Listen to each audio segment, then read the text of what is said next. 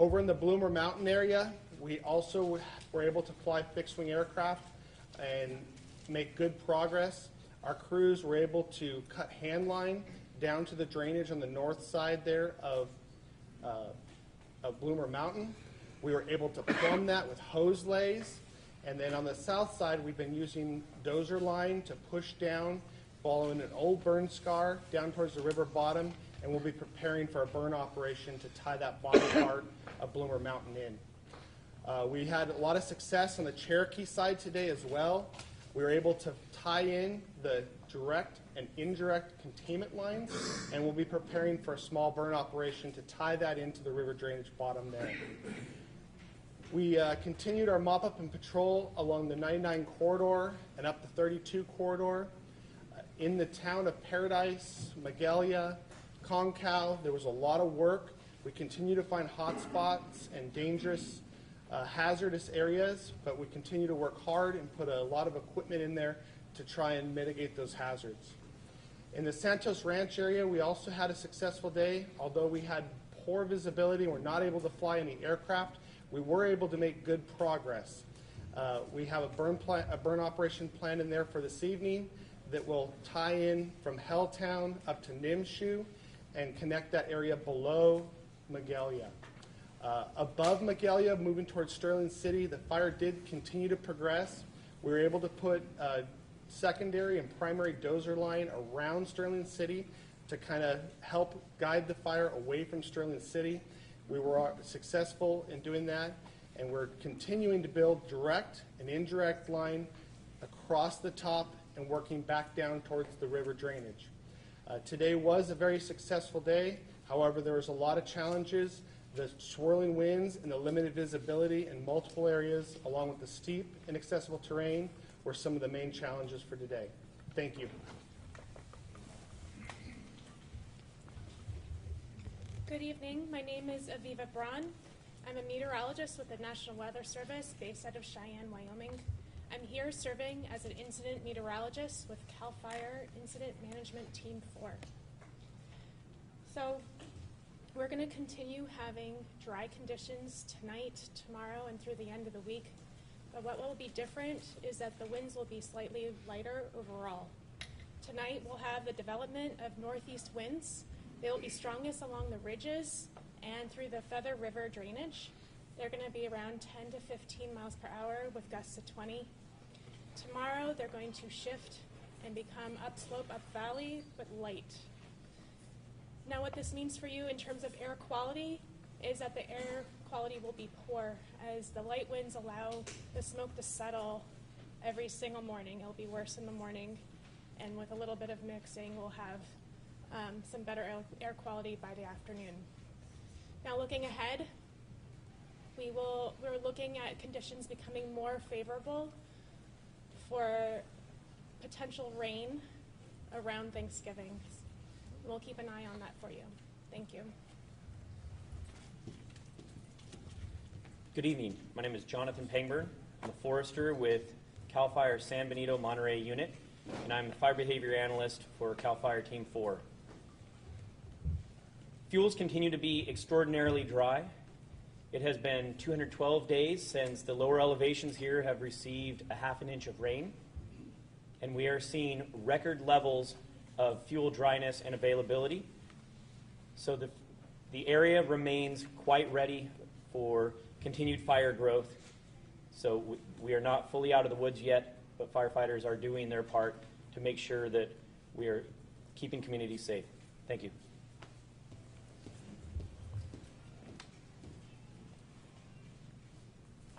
Good evening. My name is Lisa Almaguer, and I'm the Public Information Officer for Butte County Public Health. I'm here to speak with you about how to safely return to your home and property.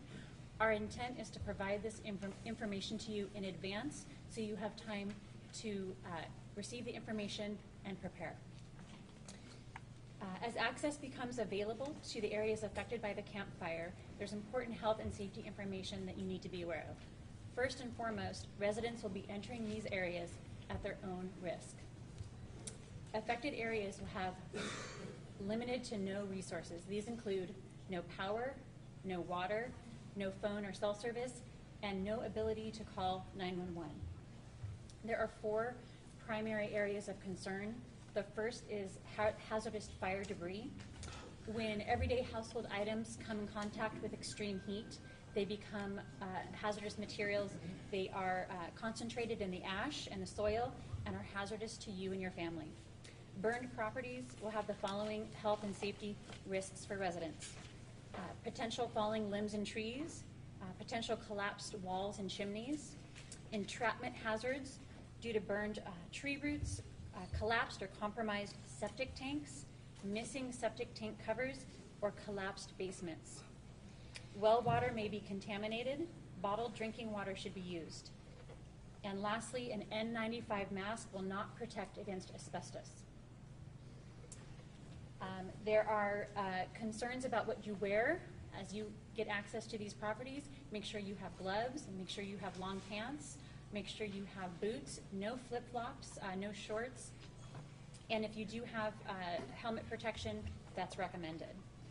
Use extreme caution when in and around what appears to be cold ash. It still may contain heat. The second area of concern is property cleanup. Butte County is working to secure assistance from state agencies that will ensure proper handling and disposal of debris and ash from the fire. In the meantime, in order to protect your health and the health of your neighbors and community, property owners may not remove any ash or debris without authorization from Butte County Environmental Health. The third area of concern is tree damage. Many trees have been identified as hazardous due to the fire and will be removed in the coming days. These trees may be on your property or near your property. Upon return, you may see trees marked with white spray paint. They will have one of 2 codes. The first code is P1. This is extreme hazard, and they may fall at any time. The second code is P2. These are hazardous, and they're scheduled for removal. The final area of concern is food safety. The affected areas have not had power since the fire started. Food is considered unsafe after power loss of 4 or more hours. We are days into this emergency. If you have food remaining at your home or property, all food should be discarded. Never taste food to determine safety. You can't rely on appearance or odor to determine food safety. If your refrigerator has been non-operational for an extended period of time, the food inside has gone bad. Once you have discarded the contents, you should clean the inside of your refrigerator, rinse it with clean water, clean soapy water, and then sanitize with a water and bleach solution. Again, this is our intent to provide information to you in advance so you have time to prepare. Thank you.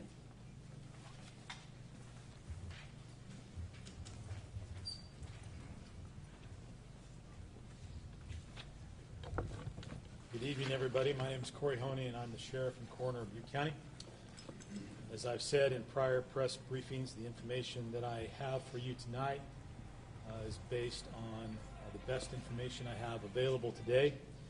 But as you know, this is an ever-changing situation, and there may come a time where I need to update or correct information as new facts are developed. I'll start off by telling you a bit of good news.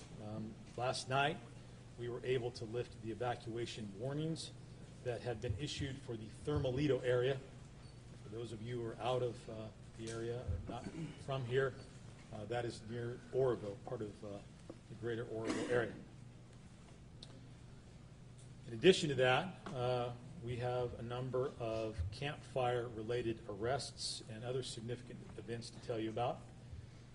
To date, we have had 208 suspicious incidents or calls of suspicious persons or circumstances within the evacuated areas. Of those 208 incidents, 18 of them were specifically reported to be looting.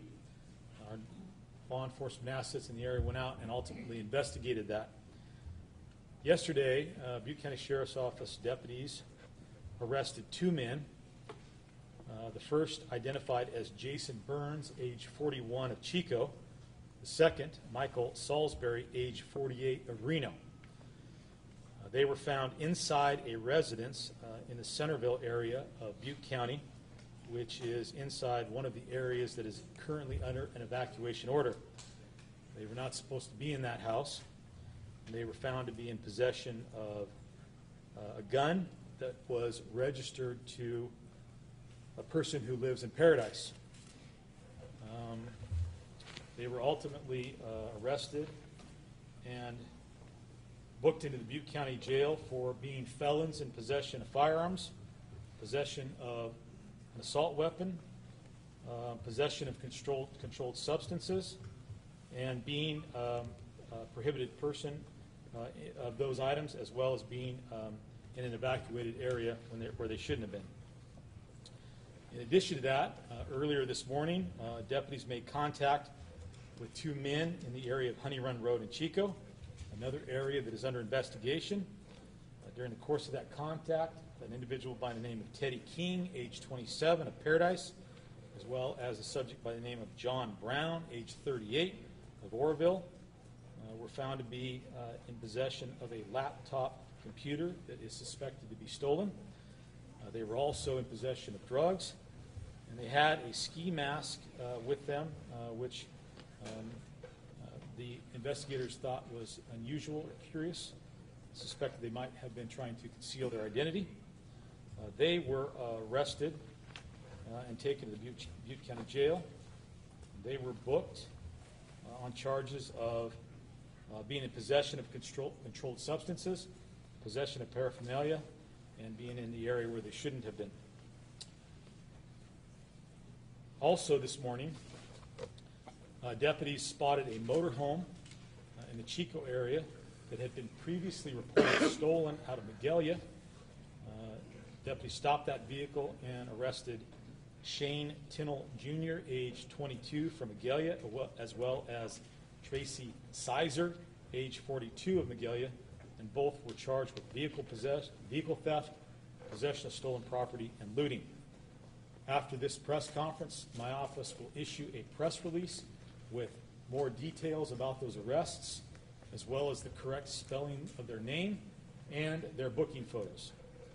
Needless to say, I have warned people time and time again during the course of these press briefings that if you're in these evacuated areas when you shouldn't be, and you are violating the law or taking advantage of these poor citizens who are displaced, we're going to stop you, we're going to investigate, and we're going to take you to jail if we find that you're violating the law. This has been a fairly hectic day for us, a lot of activity, a lot of things have been going on.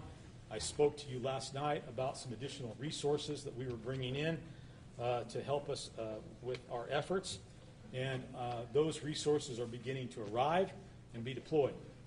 I don't have a lot of update on where we're at with that because, frankly, I wanted my staff to spend time doing the important work that they're doing as opposed to taking time away from that to provide me more information so that I could update you. I understand there's a need for information. I absolutely respect that, and I want to do that, but I also think it's important to let my people do their job. And so tomorrow we'll work on trying to update some of the information with regard to the resources that we have in play here. I will tell you that we continue in our effort to identify and locate people who have been reported missing or who are otherwise unaccounted for. And in that vein, our detectives and the staff working with them spent time compiling a list from all of the calls we have been receiving of those people who are unaccounted for and suspected of missing. We are going to publish that list once we get it completed, and when we do, we're going to ask members of the public to look at the list to determine whether or not they are on it. One of the things that we have found is that there are people out there who their loved ones suspect that they're missing or they're unaccounted for. They report them as missing and unaccounted for, but they don't, in fact, know that they're missing or that someone is looking for them. And so in that regard, it'll help us close the loop on that. Look at that. If your name is on the list, it means that someone is looking for you. we would ask that you contact the Butte County Sheriff's Office at our missing persons call center at the numbers that I've previously provided. I'll provide them one more time again. Let us know that you're okay so that we can stop our search for you and start looking for someone else. Again, the numbers to the call center are 538-6570, 538-7544, 538-7671, and again, those are all 530 area code numbers. We know that people are receiving busy signals and not being able to get through. We think we've corrected that problem. Our staff is working diligently to answer all of those calls or return the messages. We have received a lot of calls, so there's been a lot of work being done in that regard. In addition to the resources I told you we ordered last night, today we put in another order for 100 National Guard troops. They will work in conjunction with all of the other assets or resources that we have who are searching for human remains. We've ordered those National Guard troops because we want to be able to cover as much ground as quickly as we possibly can.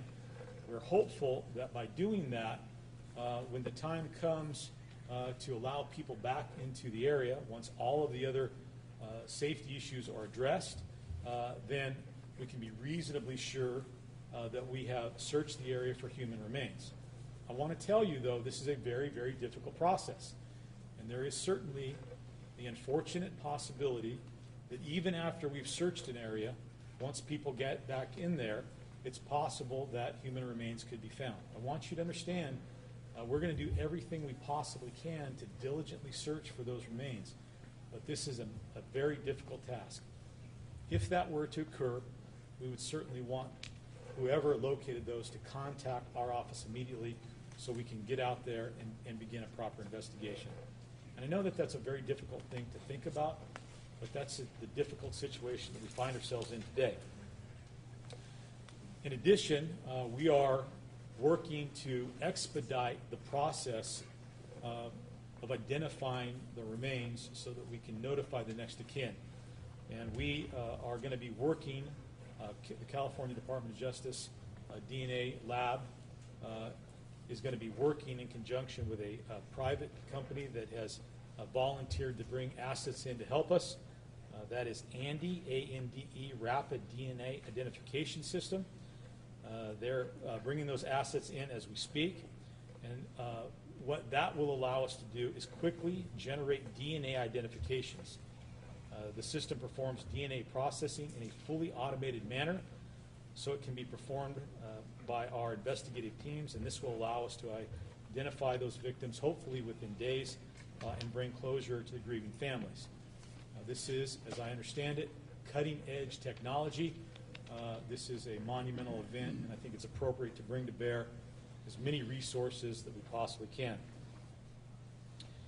I want to remind people that due to the ongoing emergency here and the volume of work and our staff limitations, our main lobby will be closed again tomorrow, but you can come to the sheriff's office and go to the jail lobby to report crimes. My office remains on duty 24 hours a day, 7 days a week. We will still respond to emergencies and deal with criminal matters, including the efforts that we have dedicated towards the campfire. And as I close here, as I've said again and again, one of the hardest parts of this particular job is to provide you with an update on where we're at with the recovery of human remains. And so today, an additional 6 human remains were recovered, which brings the total to 48. All 6 of those remains were located in Paradise, and they were located within homes. And that is the end of my report for tonight. As we go forward, I'll try to get you more updates on some of the things we've talked about. But again, I want my staff to be able to do as much work as they possibly can. And if that means that we have to wait a little while to get the updates, then I think that's appropriate. Thank you. Oh, I'm sorry. one other thing. Michael Ramsey, the District Attorney of Butte County, asked me to pass this along. He is taking an aggressive stance towards reported price gouging, if that involves hotel rooms or gas or rents or anything of that nature. If you are a person who suspects that you are the victim of price gouging or being taken advantage of because of the situation, Mr. Ramsey, the District Attorney, asks that you call 1-866-DA-FRAUD or 1-866-323-7238. And I think that price gougers are probably in the same category as looters.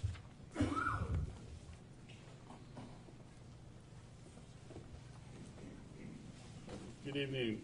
My name is Steve Griffin. I work for the United States Forest Service. I'm one of the Unified Incident Commanders.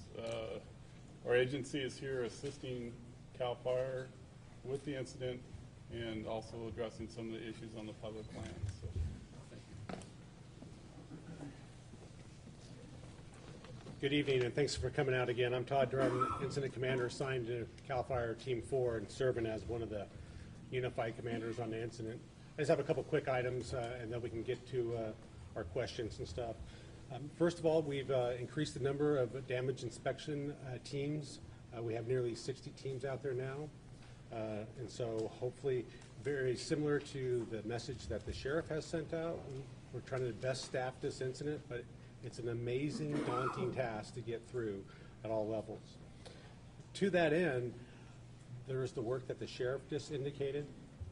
We still have over 130,000 acres burning, nearly 6,000 firefighting personnel assigned to this, and it's been an amazing effort for fire and law, the United States Forest Service, EMS, and local government really truly coming along, standing side by side to minimize duplications to best serve this community. Because this, I can tell you, in my 37 careers, is one of the most daunting tasks. Just the firefight and the damage inspection alone to best serve the community, and I'm sure that the sheriff would agree that it's probably in the top couple of spots for him as far as a daunting task. And I just wanted to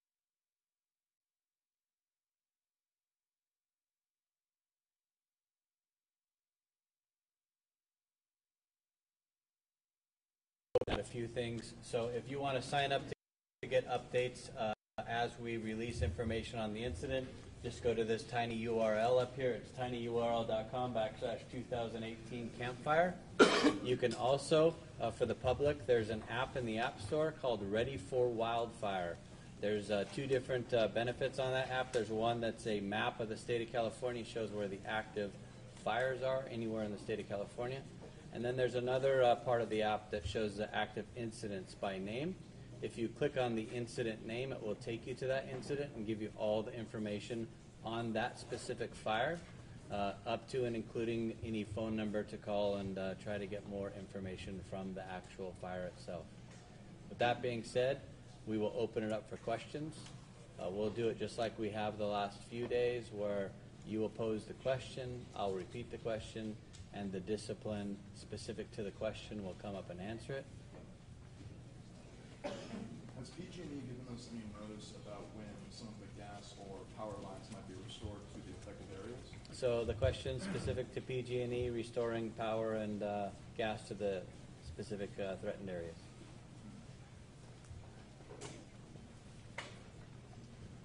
Good evening. My name is Aaron Johnson. I'm Vice President of the Community Wildfire Safety Program at PG&E.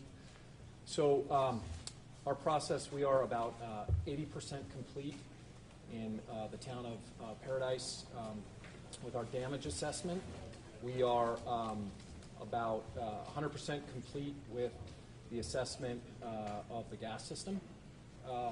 We have not yet gotten access to the towns of Polga, Concow, and Magalia. We had yesterday 25,000 customers out of electric service. We got that number down to 23,400 today. We still have 12,200 gas customers out of service.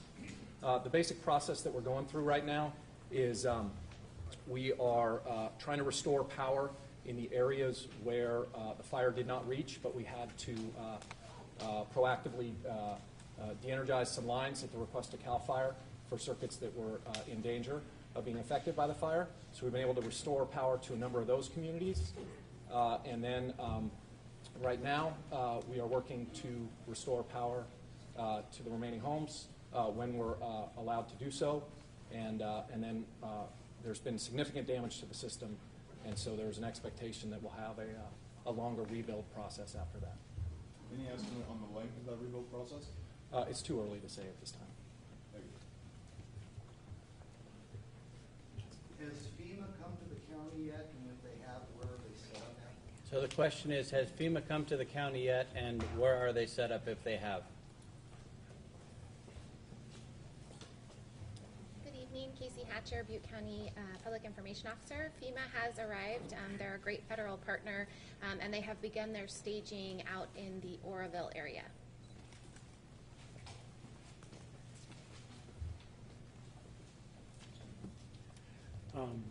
Sheriff, with many victims found in cars and now more victims found in homes, can you talk again about why Amber Alert style messages weren't sent out and what evacuation notices were sent out and when, the morning of the fire? So the question is regarding Amber Alerts and alerting during the fire. Thank you.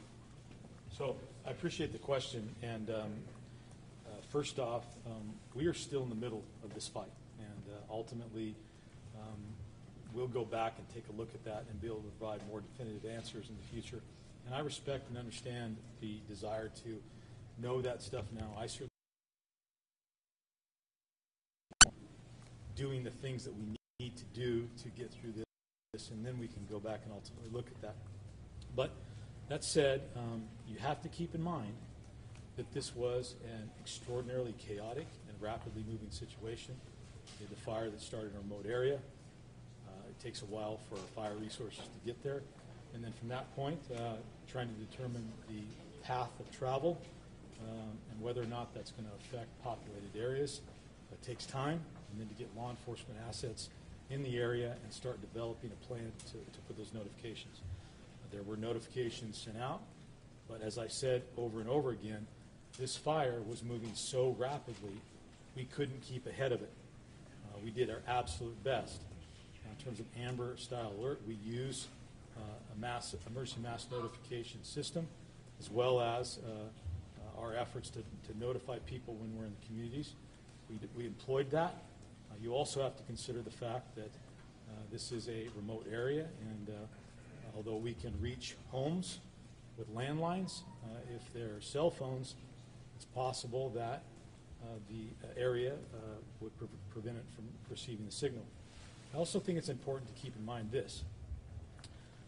We were trying to move tens of thousands of people out of an area very rapidly, with the fire coming very rapidly.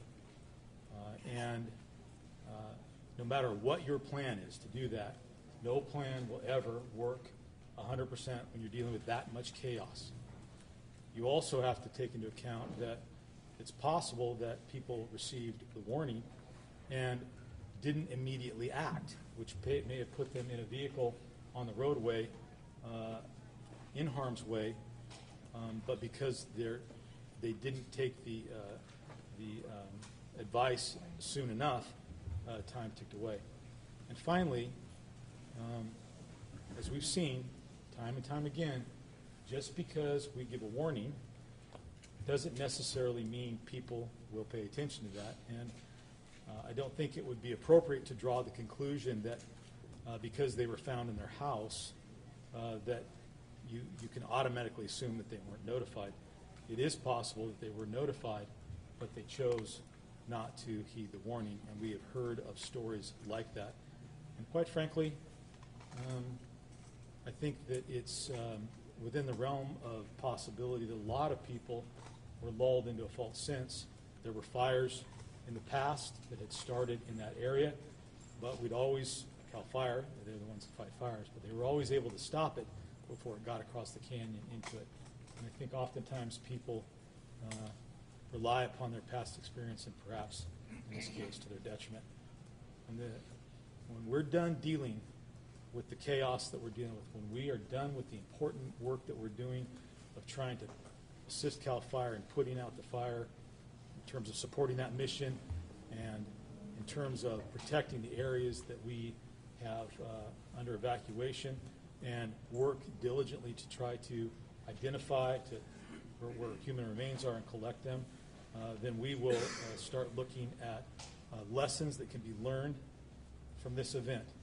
But I think that it's important to keep my resources focused on what we're doing, which is getting the mission.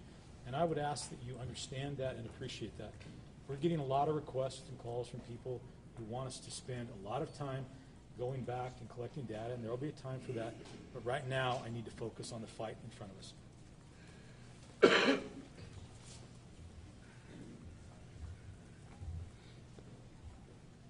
Were all of the remains found today in Paradise?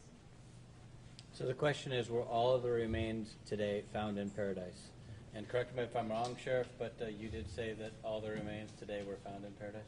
I'll let your fellow reporters answer the question. What's the answer to the question? Paradise.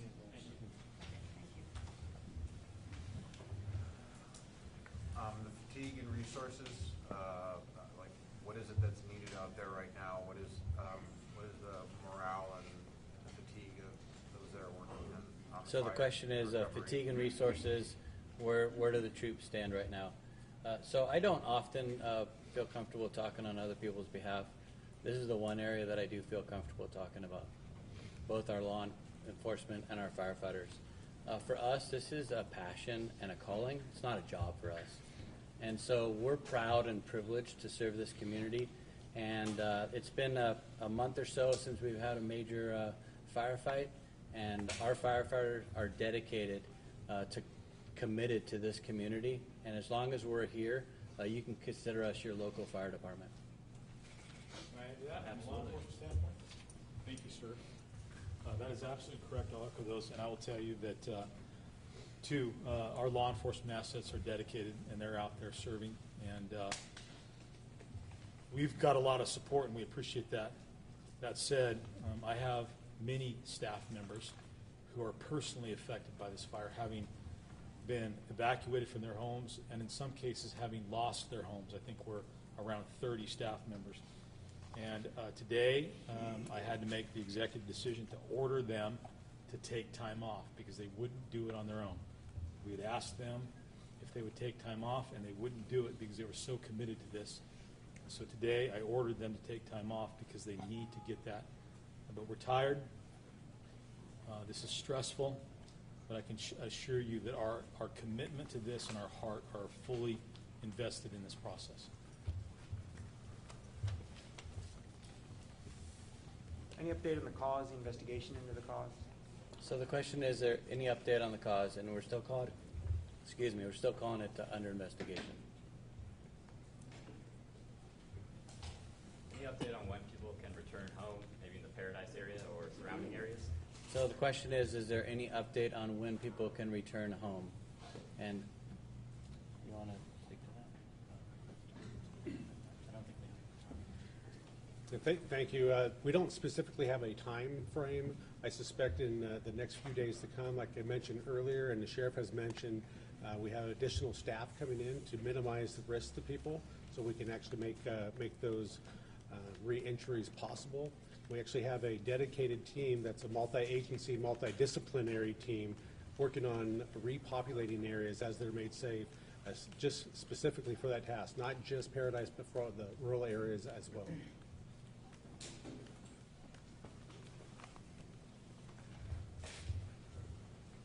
All right. Sorry, I have one last question. For health, when it comes to the septic tanks possibly contaminating ground wells, how does that work? Is there a way to remediate that? Is there a way to recover from that? So the question is specific to septic tanks and septic tanks sinking, ground wells, and ground wells.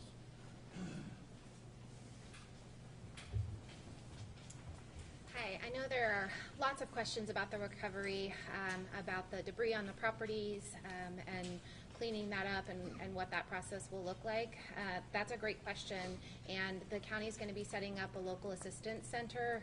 We'll have information on that in the coming days, and we want residents to go to that local assistance center and ask those types of questions. So what are the hazards on their property?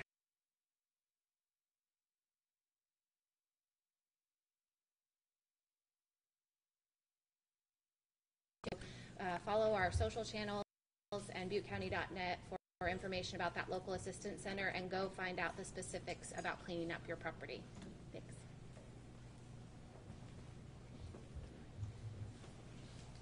That concludes our press conference for tonight. Thank you very much.